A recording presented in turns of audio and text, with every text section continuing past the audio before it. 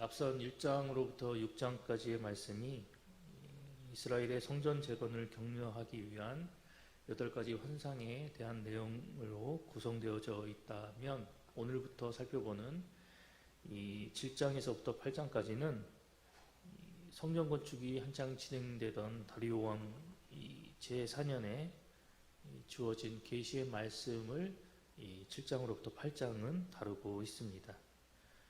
오늘 본문에서 살펴본 바와 같이 베델 사람들이 찾아와서 5월에 행하였던 이 금식에 대해서 이것을 계속 지속하며 행하며 나아가야 할지에 대한 그 여부를 물어나가는 그런 내용으로 오늘 본문의 말씀이 시작되고 있음을 보게 됩니다. 오늘 본문에서 언급하고 있는 이 5월 금식은 예루살렘 성전이 바벨론의 침략으로 인해서 바벨론 군대에 파괴되었던 기원전 586년 5월 7일에 일어났던 이 성전 파괴에 대한 그 사건을 기념하기 위해서 이스라엘 백성들이 계속해서 그 사건을 기리고 애통하며 금식해 오던 그 금식일이 바로 이 5월 금식일이었습니다. 그래서 이스라엘 백성들은 이 예루살렘 성전 파괴에 대한 그 가슴 아픈 일들을 기억하고 이것에 대해서 금식하면서 생활했는데, 이 5월 금식은 그들이 바벨론에서 포로 생활을 했던 그 시기 속에서도 계속해서 이 5월 금식은 이루어졌고, 그리고 그들이 포로 생활을 마치고 이스라엘로 다시 생환해서 이스라엘 땅으로 돌아왔을 때에도 계속해서 진행되어졌던 것이 바로 이 5월 금식이었습니다. 그런데 이제 이 성전 재건 공사가 다시 시작되었고, 오늘 이 본문의 말씀이 기록되어졌던 이때에는 대략적으로 이 전체 공사의 과정 중에 절반 정도가 진행되어졌다라고 합니다. 그래서 아마도 성전의 모든 골격들이 세워지고 어느 정도 이 성전의 모양이 갖춰졌던 그런 시기 속에서 오늘 베델 사람들이 나와서 이 5월 금식의 여부에 대해서 물으며 나오게 된 것입니다. 4절로부터 14절까지의 말씀은 이 5월 금식의 여부에 대해서, 지속 여부에 대해서 물어나왔던 이 베델 사람들의 질문에 대해서 그들에 대해서 직접적으로 이 답변을 주는 것이 아니라 과거 이스라엘 백성들의 이 형식적인 신앙의 형태와 그 모습을 지적하고 있고, 그리고 그러한 그 과거 이스라엘 백성들의 잘못된 신앙과 믿음의 모습을 그대로 답습하고 있는 현재 이스라엘 백성들의 이 잘못된 신앙 형태를 지적하는 내용들로 이루어져 있습니다. 4절부터 14절까지 말씀을 살펴보면 이 베델 사람들의 5월 금식 지속 여부에 대한 그 질문 앞에 이 4절부터 14절 말씀은 과거 70여 년 동안 행해왔던 이 5월 금식, 그리고 그 다음에 보면 7월 금식이라는 그런 말이 함께 언급되어지고 있는데, 이 7월 금식은 유대 총독 이 그달랴가 암몬의 사주로 인해서 이스마엘에 의해 암살을 당한 사건을 기념하여서 행했던 금식이 바로 이 7월 금식이었습니다. 그런데 이 5월과 7월 금식을 하면서 그들이 애통하였다라고 그런 모습들을 상기시키면서 그들의 이 금식일에 대한 그 모습을 다시 한번 언급을 하고 있는데, 이러한 5월 금식과 7월 금식에 대한 모습을 이야기하면서 그 금식이 과연 누구를 위한 금식이었냐라고 반문하는 모습을 우리가 발견하게 됩니다. 그들이 지금까지 포로 기간에도 그리고 이 생환에서도 그들이 계속해서 행해왔던 이 5월 금식의 모습, 그리고 7월 금식의 모습은 하나님을 위한 것이 아니라 바로 자기 자신을 위한 금식이었고, 자기의 만족을 위해서 지금까지 그들이 먹고 마셨던 모습이었다라고 이 본문의 말씀은 그들의 잘못된 신앙의 행태를 지적하고 있습니다. 그들은 이렇게 5월 금식과 7월 금식을 열심히 행함으로 인해서 하나님을 위해서, 하나님을 향한 신앙과 믿음의 모습으로 열심히 살아왔다라고 그들은 스스로가 이야기를 하고 있지만, 하나님께서는 그러한 그들의 금식의 모습을 지적하시면서 그들이 지금껏 행해왔던 그런 이 신앙의 모습, 단편적으로 금식의 모습을 언급해서 이야기를 하고 있지만 그들이 지금까지 보였던 하나님을 향한 신앙과 믿음의 모습이 얼마나 하나님 보시기에 무가치하고 무의미한 신앙의 모습이었나를 다시 한번 그들에게 일깨워주고 있습니다. 하나님께서는 오늘 본문의 이 말씀을 통해서 이 형식적인 신앙과 믿음으로 이 하나님께 불순종해왔던 그들의 조상의 신앙과 믿음의 모습을, 그들의 신앙의 행태를 이야기하고, 그리고 그들이 그러한 잘못된 신앙과 믿음의 모습으로 인해서 결국은 심판당하고 멸망당하였던 모습을 다시 한번 그들에게 상기시켜주고 있습니다. 그리고 그들의 조상의 전철을 밟지 말고 이제부터라도 철저히 하나님의 말씀에 순종하며 살아나갈 것을 7절로부터 14절의 말씀을 통해서 그들에게 교훈하고 있습니다. 그렇다면 이러한 내용을 담고 있는 오늘 본문의 말씀이 우리에게 주고 있는 교훈의 메시지는 과연 무엇일까요?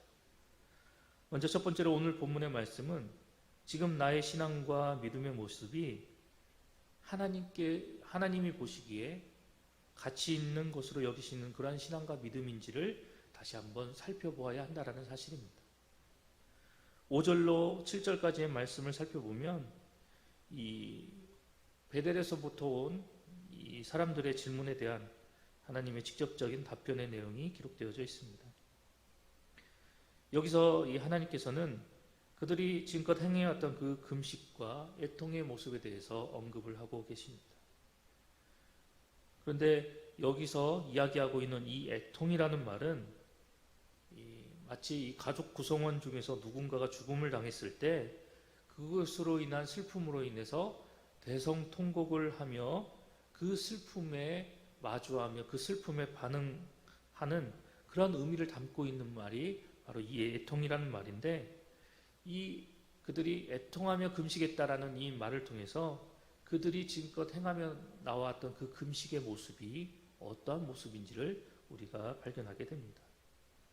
지금까지 이들이 행해왔던 이 5월 금식, 7월 금식의 모습은 단순히 조용하게 먹을 것을 먹지 않고 기도하며 나갔던 그런 조용한 금식의 모습이 아니라 정말 그 금식일이 기리고 있는 그 슬픔의 모습들을 상기하면서 그들이 그것에 대해서 정말 적극적으로 반응하고 그 슬픔을 나타내며 행하며 나왔던 금식의 모습이 바로 오늘 본문에서 언급하고 있는 5월 금식과 7월 금식의 모습이었음을 우리가 말씀을 통해서 발견하게 됩니다. 그런데 하나님께서는 그들이 지금껏 이렇게 행해왔던 이 5월 금식과 7월 금식의 모습이 하나님 당신을 위한 금식이 아니었다라고 분명하게 말씀하십니다.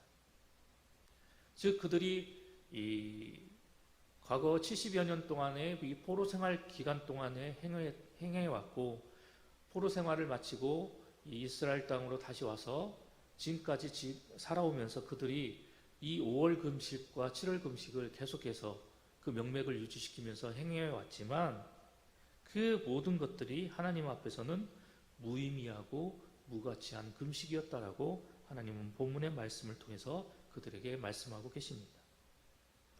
이를 통해서 우리가 깨달아야 할 것은 오늘날 우리가 보이는 신앙적인 수고와 노력, 우리의 헌신, 그리고 하나님을 향한 우리의 그 신앙적인 희생과 노력 모두가 하나님이 그 모든 것들을 바라보시고 그 모든 것들을 평가하고 계신다라는 사실입니다. 내가 보기에 정말 수고로이 행해왔던 그런 신앙과 믿음의 모습이었다. 내가 보기에 정말 나는 하나님 앞에 열심을 다하고 있는 그런 모습이다. 정말 나는 충성되이 하나님 앞에 헌신하고 수고하며 나아가고 있다.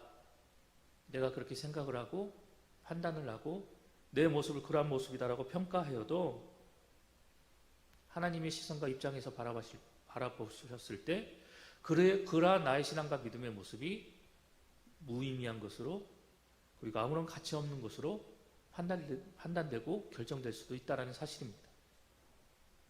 어디까지나 내 시선과 내 생각과 내 마음에서 볼 때 그러한 모습으로 평가될 수 있다는 것이지, 하나님의 시선과 하나님의 관점으로 볼 때 내가 훌륭하다라고 잘했다라고 판단되어지는 그런 신앙과 믿음의 모습도 하나님의 시선과 입장에서 봤을 때는 무가치하고 무의미한 신앙과 믿음의 모습으로 판단되고 결정되어질 수 있다는 것입니다. 예수님께서 이 땅에 오셔서 하나님께서 맡겨주신 그 사역을 감당해 나가시는 그 공생의 기간 동안에 예수님께서 바라보셨던 바리새인들의 모습을 한번 떠올려 보시기 바랍니다. 그들은 그들 스스로가 무엇이라고 이야기를 하고 있습니까? 일주일에 2번 금식한다라고 이야기하고 있습니다. 그리고 자신들의 소득의 11조를 철저히 하나님 앞에 드리며 또한 안식일에는 일제 노동을 하지 않고 자신들에게 부여된 그 하나님의 율법을 온전히 지켜 행하면서 하나님 앞에 헌신한다고 이야기를 하고 있습니다.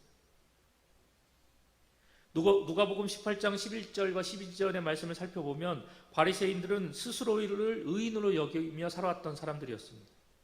그리고 이렇게 철저히 하나님의 율법을 지키며 행하며 살아왔기에 자신들은 구원에 대해 조금도 의심치 않는 그런 삶을 살아나가는 사람이다라고 자부했던 사람들이 바로 이 바리새인들이었습니다.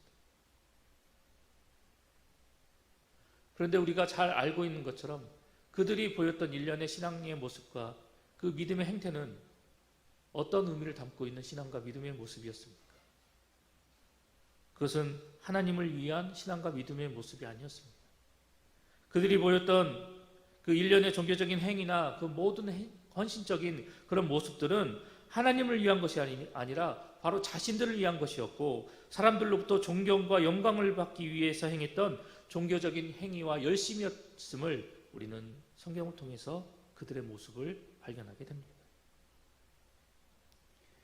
그러한 이 바리새인들의 모습을 바라보셨던 예수님께서 그들을 어떻게 평가하고 계십니까? 그들의 모든 신앙의 행태와 모습을 칭찬하셨던 것이 아니라 그들의 모습을 무가치한 것이다 라고 말씀하셨습니다.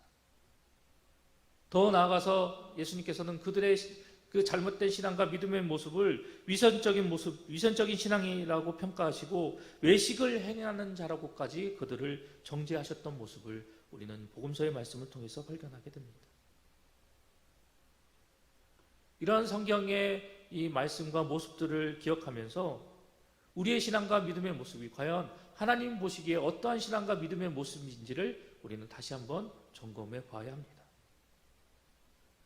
우리의 신앙과 우리의 믿음의 모습이 바리새인과 같은 그런 신앙과 믿음의 모습은 아닌지 우리가 철저히 우리의 모습을 되돌아보고 우리의 신앙에 대해서 숙고해 봐야 할 필요가 있다는 것입니다. 그리고 지금 내가 처한 그 위치에서 나에게 주어진 직분과 사명을 통해서 나는 과연 누구를 위해 수고하고 누구를 위해 헌신하고 누구를 위해서 열심을 내고 있는가? 나의 수고와 헌신과 열심이 정말로 하나님을 위한 것인지 사람들에게 잘 보이려고 하는 나의 그런 외식적인 모습인지를 다시 한번 살펴보아야 한다는 것입니다.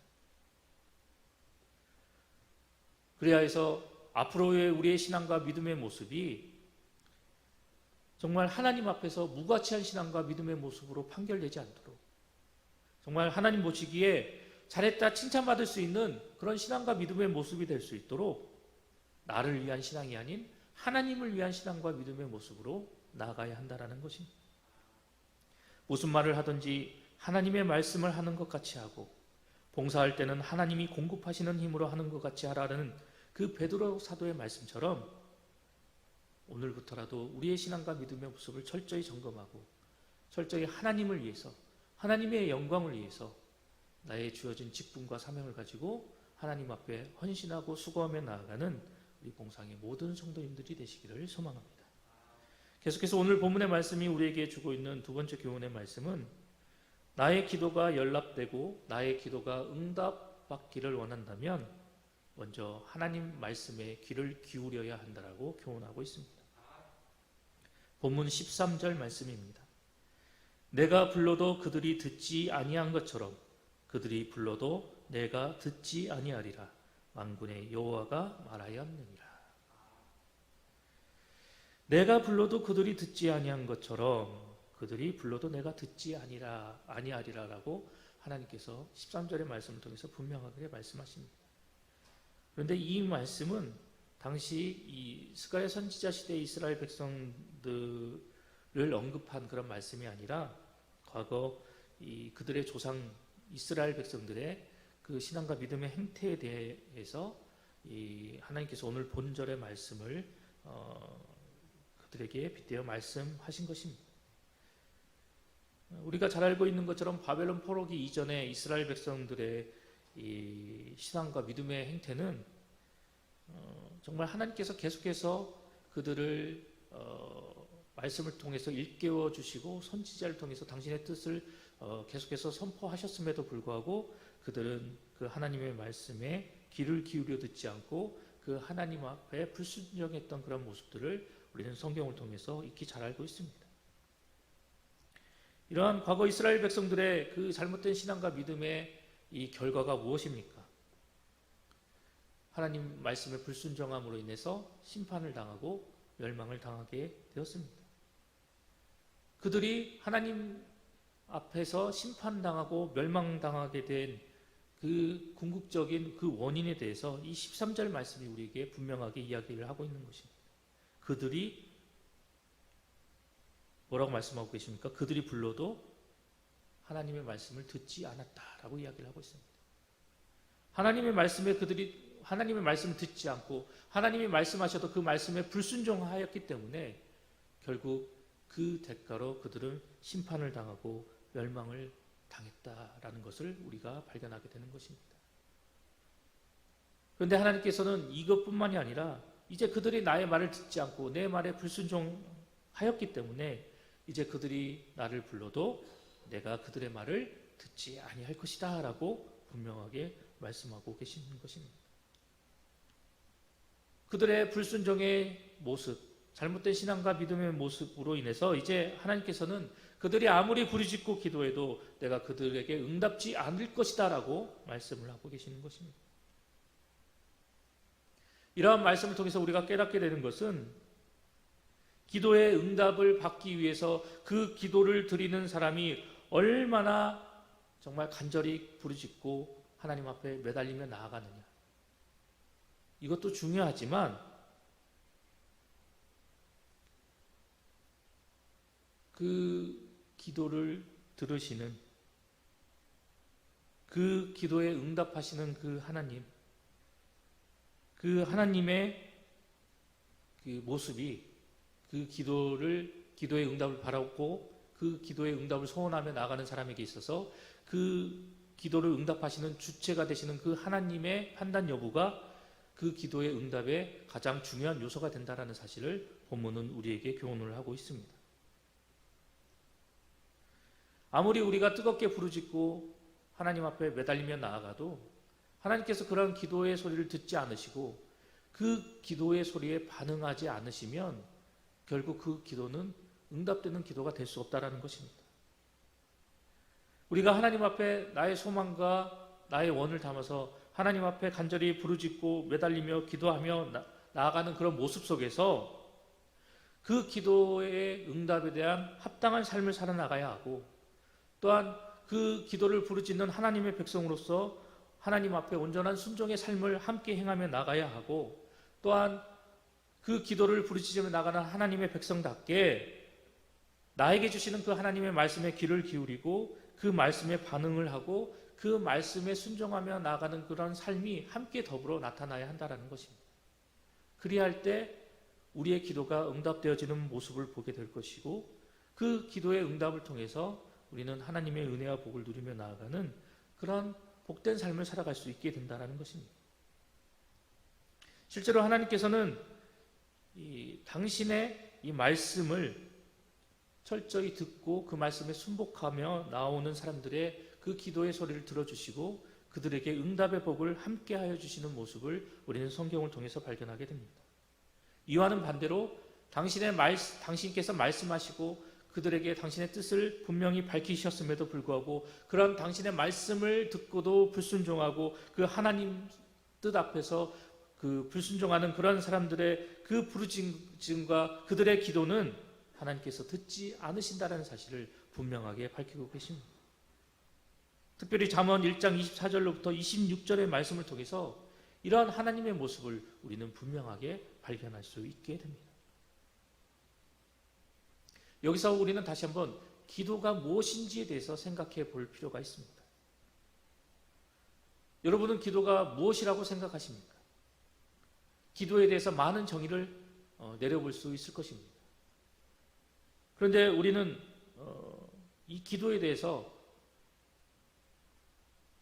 많은 정의와 의미를 내릴 수 있는데, 우리가 잘 알고 있는 이 기도의 이 의미와 정의 중에 하나가 바로 기도는 하나님과 우리의 영적인 대화다라고 우리는 잘 알고 있습니다. 기도는 대화와도 같습니다. 그리고 이 대화는 일방적일 수 없다라는 사실을 우리는 익히 잘 알고 있습니다. 왜냐하면 대화라는 것은 서로가 자신의 뜻을 전하고 상대방의 그 말에 반응을 하고 귀를 기울이며 나아가는 그런 모습이 대화의 모습이기 때문입니다.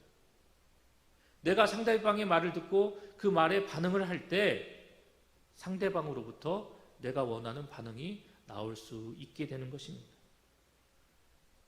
그런데 내가 상대방의 말을 듣지 않고 상대방의 말을 무시하면서 일방적으로 상대방의 말과 반응만을 기대하며 나아간다라고 하면 그것은 어불성설이고 억지인 모습일 수밖에 없는 것입니다. 이러한 모습이 이 잘못된 모습이다라는 것을 우리가 잘 알고 있고, 사람과의 관계 속에서도 이러한 모습으로 행해서는 안 된다라는 것을 우리가 잘 알고 있는데, 하나님을 상대로 하고 하나님과의 영적인 대화를 행하며 나아가는 그런 모습 속에서 이러한 억지와도 같은 모습을 보이고 이러한 일방적인 잘못된 영적인 대화의 모습을 계속해서 추구하며 나아간다라고 한다면 그것은 하나님을 우습게 여기는 태도로 전락할 수밖에 없다라는 사실입니다. 때문에 우리가 진정 하나님의 응답을 바라고 우리의 기도에 대해서 하나님께서 반응하시기를 원한다라고 한다면 가장 먼저 우리의 모습 가운데서 보여지고 행하여져야 할 모습은 바로 하나님 말씀에 귀를 기울이는 모습입니다. 우리에게 주신 그 하나님의 말씀에 귀를 기울이고 우리에게 주신 그 하나님의 말씀에 반응을 하고 그 말씀을 따라 순복하며 나아가는 모습이 나타나질 때,